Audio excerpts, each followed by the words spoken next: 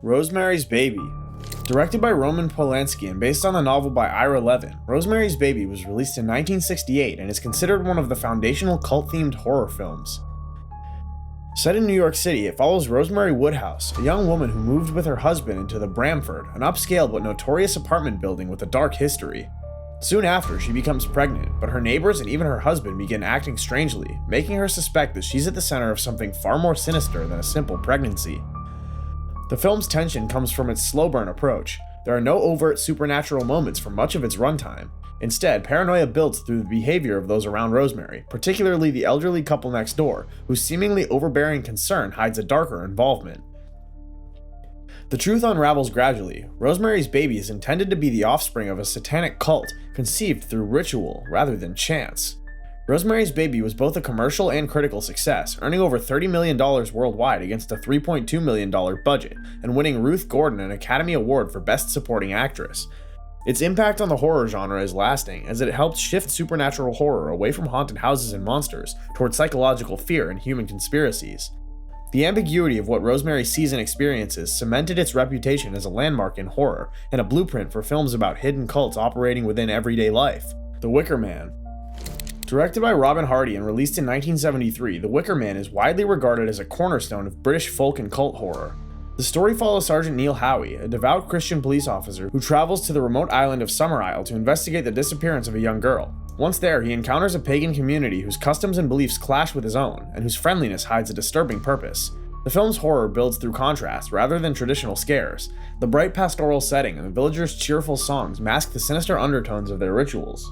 Howie's investigation gradually reveals that the islanders practice fertility rites and animal sacrifices, all under the direction of the charismatic Lord Summerisle, played by Christopher Lee. The story culminates in one of horror's most infamous climaxes, with Howie realizing too late that he has been lured as the community's intended human sacrifice, burned alive inside a towering wicker effigy to ensure the harvest. Though modestly budgeted at around £500,000, The Wicker Man became a critical success and later a cult classic, praised for its unique blend of mystery, folk traditions, and unsettlingly cheerful atmosphere. Its influence can be seen in numerous later films, including Midsommar and Apostle, which draw on its depiction of isolated ritualistic societies. The original remains the definitive version, as the 2006 remake was poorly received and failed to capture the balance of charm and dread that made the '73 film iconic. Children of the Corn. Based on Stephen King's 1977 short story and directed by Fitz Kirsch, Children of the Corn was released in 1984 and became one of the defining cult-themed horror films of the decade. The plot centers on a young couple, Bert and Vicky, who find themselves stranded in the rural town of Gatlin, Nebraska. There, they discover the town's children, led by a fanatical boy preacher named Isaac, have murdered all the adults under the influence of a deity they called He Who Walks Behind the Rose. The film leans heavily on atmosphere rather than constant action. The empty streets, vast cornfields, and the children's unwavering devotion to their unseen god create a sense of isolation and inevitability.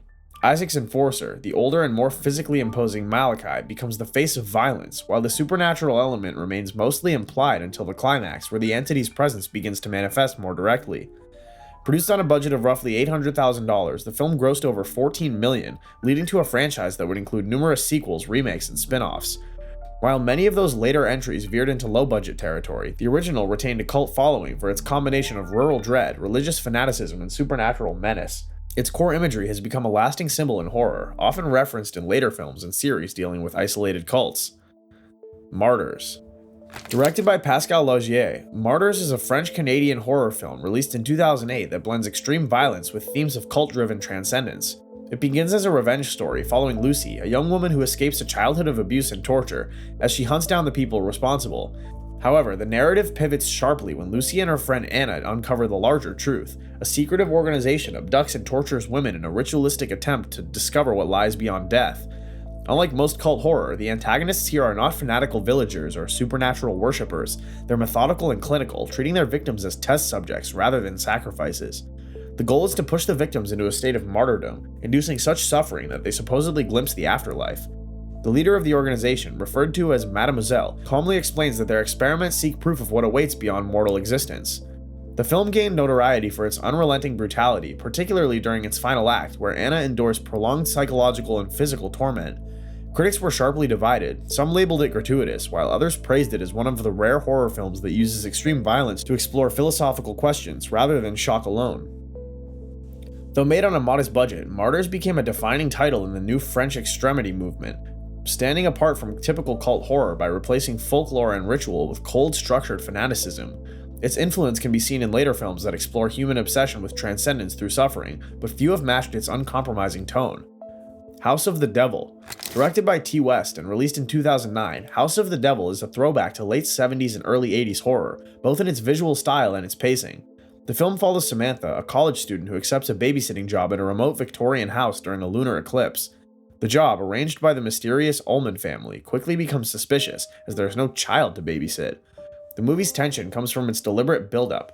For much of its runtime, very little happens beyond Samantha exploring the house, answering unsettling phone calls, and noticing inconsistencies in the Ullman's story. The slow pace, grainy cinematography, and synth-driven score mimic the style of classic satanic panic-era horror, creating a constant sense of dread without resorting to jump scares.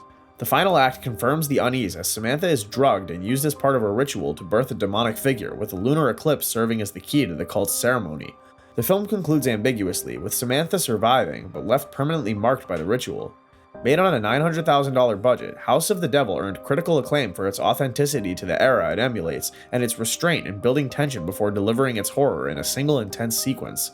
The film is often cited as one of T. West's standout works, and is a modern example of how slow-burn storytelling can enhance cult-focused horror. The Invitation. Directed by Karen Kusama and released in 2015, The Invitation is a psychological thriller rooted in cult horror. The story follows Will, a man who attends a dinner party hosted by his ex-wife and her new partner in the Hollywood Hills. What begins as an awkward reunion gradually reveals a more sinister layer, as Will grows suspicious of the host's intentions and the strangely serene behavior of the other guests. For much of the film, the tension is grounded in social unease rather than overt horror. Will's paranoia could be justified, or a symptom of his unresolved grief over the death of his son. Kusama uses this uncertainty to keep the audience on edge, with subtle cues like locked doors, unexplained absences, and the unnerving calmness of certain guests hinting at something more. The final act removes the ambiguity. The dinner party is revealed to be part of a mass ritual orchestrated by a cult, one of the many simultaneous ceremonies occurring across Los Angeles. The hosts attempt to kill the guests as part of a belief system centered on transcending earthly pain. The chilling final shot shows red lanterns lit across the hills, signaling that countless other homes are engaging in the same ritual that night. Made on a $1 million budget, The Invitation was praised for its patient build-up, its exploration of grief and trust, and its ability to deliver a large-scale sense of dread in its closing moments without relying on traditional horror tropes. Its controlled pace and sudden escalation into cult violence have made it a frequent recommendation among modern psychological and cult horror fans. Baskin. Directed by Can Evrenol and released in 2015, Baskin is a Turkish horror film that combines surrealist imagery with cult horror and elements of the grotesque. The story begins with a group of police officers responding to a call at an abandoned building on the outskirts of town. Upon arrival, they find themselves trapped in what appears to be a gateway to a hellish dimension, ruled by a group of fanatical cultists and a deformed messianic leader known as the Father. The film moves away from traditional narrative structure as it progresses. Reality begins to fold in on itself, blurring whether the officers are still alive, dreaming, or trapped in a cyclical nightmare. Ritualistic violence dominates much of the second half, with the cult engaging in acts that feel both ceremonial and sadistic, often shown in vivid and disturbing detail. Baskin was produced on a small budget, but drew international attention for its extreme imagery and willingness to embrace surreal, dreamlike horror rather than traditional plot-driven scares. Its visual style is heavily inspired by Italian horror of the 70s and directors like Clive Barker, particularly in its use of practical effects and disturbing creature designs. While critics were divided on its fragmented narrative, Baskin developed a following among fans of experimental and extreme horror. The film's use of a cult not as a coherent organization, but as a bridge to a surreal nightmare world sets it apart from most cult-focused horror, which usually grounds its rituals in earthly motives. Here, the cult feels more like a symptom of a deeper otherworldly malevolence. Hereditary. Directed by Ari Aster and released in 2018, Hereditary combines a family drama with the slow reveal of a cult manipulating events from the shadows. The story follows Annie Graham, a miniature artist grappling with the death of her secretive mother. As stranger and increasingly violent events unfold, Annie uncovers that her family has been targeted for generations by a coven dedicated to summoning the Demon King Payman. The film begins as a study of grief and familial trauma. Much of its first half focuses on the strained relationship between Annie, her husband, and her children, with unsettling events like her daughter Charlie's fixation on clicking sounds and disturbing drawings, hinting at something larger at work. As the story progresses, it becomes clear that Annie's mother was a central figure in the cult, orchestrating her descendants as vessels for Payman's eventual incarnation. The horror escalates in its final act. The family home becomes a ritual site, with nude cult members appearing throughout the property as Annie's son Peter is forced into becoming Payman's new host. The closing sequence, depicting Peter being crowned as the demon's vessel while the cult chants around him, solidifies the film's blend of psychological and supernatural dread. Produced for around $10 million, Hereditary grossed over $80 million worldwide and became one of the most talked about horror films of the decade. It was praised for its performances, particularly Toni Collette's, and for how it layered the cult storyline beneath themes of inherited trauma, making the supernatural elements feel both shocking and inevitable by the conclusion.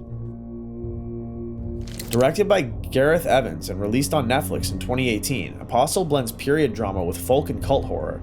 The story follows Thomas Richardson, a former missionary who infiltrates a remote island community to rescue his sister who has been kidnapped for ransom by a religious cult led by the charismatic Prophet Malcolm. At first, the cult appears to be a separatist Christian sect, surviving off the land and worshipping under Malcolm's strict leadership. As Thomas delves deeper, he uncovers a darker truth. The cult draws its power from a supernatural entity, a goddess-like figure imprisoned beneath the island. Malcolm and his followers have been exploiting this being by feeding her blood sacrifices, believing she blesses their crops and sustains their community. The film shifts from grounded tension to overtly supernatural horror in its second half. The cult fractures as rival leaders vie for control, leading to escalating violence, ritual sacrifices, and encounters with both the imprisoned deity and her terrifying servant, the Grinder, a mutilated enforcer. The climax sees Thomas embracing the island's supernatural forces, suggesting a cycle of sacrifice and control will continue beyond Malcolm's downfall. With a budget of around $5 million, Apostle was praised for its atmospheric cinematography, brutal practical effects, and the way it gradually transitions from a tense infiltration story to full-on occult nightmare. The film's mix of human corruption and otherworldly power places it alongside the Wicker Man and Midsommar as one of the more ambitious modern cult horror entries. Midsommar.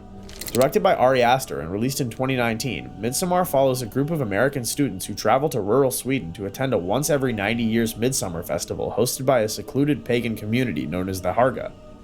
At the center of the story is Dani, a young woman reeling from a personal tragedy, whose grief makes her increasingly vulnerable to the group's influence as the festivities grow darker and more ritualistic. The film's unsettling tone comes from its contrast of setting and subject. The story unfolds almost entirely in bright daylight, with the Harga pastoral village appearing idyllic and peaceful. Beneath the surface, however, their customs involve ritual suicides, human sacrifices, and drug-induced ceremonies aimed at maintaining harmony with their beliefs and cycles. As the visitors begin disappearing, it becomes clear they've been marked as part of the community's rites all along. By the film's end, Dani has lost her companions but finds herself embraced by the Harga, crowned as their May Queen while she watches her boyfriend burned alive in a sacrificial temple. Her final smile suggests she has either succumbed to the cult's allure or found solace in its acceptance after her personal loss. Produced for $9 million and grossing over $48 million worldwide, Midsommar received acclaim for its striking cinematography, Florence Pugh's performance, and its ability to merge folk horror with a study of grief and codependence. Its bright open visuals and slow escalation have made it one of the most distinct cult horror films of the last decade, often compared to The Wicker Man for its depiction of a seemingly serene but deadly community. The Other Lamb. Directed by Malgorzata Zumowska and released in 2019, The Other Lamb is a slow-burning psychological and cult-driven horror film. The story centers on Sela, a young girl who was grown up entirely within an isolated cult led by a single man known as the Shepherd. The Shepherd presides over an all-female following, dividing his adherents into wives and daughters, grooming the younger girls to eventually become part of the older group as they mature. The film tracks Sela's gradual realization of the cult's oppressive and manipulative nature. As she begins experiencing strange visions and questioning the Shepherd's divine authority, cracks form in the world she's been conditioned to obey. The story culminates in Sela openly defying the cult leader and assuming a position of power herself, though whether she is freeing the group or continuing the cycle of control is left ambiguous. Visually, the film relies on natural landscapes and muted tones to convey isolation and tension. There's little overt violence until the final act, with most of the unease coming from the atmosphere of control, the rituals, and the Shepherd's soft-spoken dominance. The Other Lamb was produced as an Irish-Belgian co-production and gained recognition on the festival circuit, including its premiere at the Toronto International Film Festival. Its restrained approach and allegorical style set it apart from more overtly graphic cult horror, favoring psychological tension and symbolism over spectacle. That closes out part 1 of our dive into cult horror, a corner of the genre, built as much on tension and slow reveal as it is on ritual and fear. If you're looking for a place to start, Rosemary's Baby is essential viewing. It's the film that defined modern occult paranoia and still holds up decades later. For something more recent and visually striking, Midsommar captures the same sense of dread in a completely different setting, trading shadows for endless daylight without losing any of the tension. If you've been enjoying the series, like the video, share your favorite cult horror entry in the comments, and subscribe so you don't miss part 2, where we'll be uncovering more of the most unnerving cult-driven films ever made.